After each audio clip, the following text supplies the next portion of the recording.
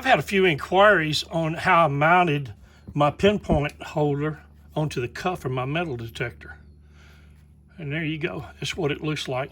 And so you don't need many tools or anything. You can use a cigarette lighter. I actually have a torch that I use. I have a piece of baling wire, just a little short piece, maybe 6 inches long, and a small Phillips screwdriver. And the small Phillips screwdriver, because the screws that are in here are 3 millimeters, so they've got a pretty small head on them when you go to mount them up. They actually have washers that come on these mounts that is not on here because I don't have it ready to ship out yet, but anyway, it will come with 2 small washers up here to help hold it on the cuff. And so all you do is take your torch, heat up the tip of your baling wire, put your pinpoint holder on your cuff wherever you want it, and take and burn your first hole from the inside out all the way through till it goes completely through the cuff.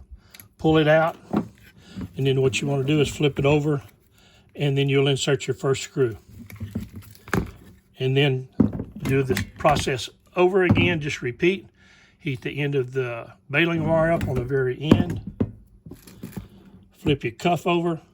Burn your second hole right here. Once it goes all the way through your cuff, flip it back over and insert your second screw right there. And that's it.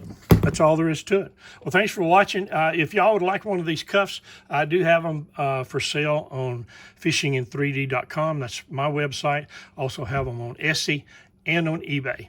So check them out.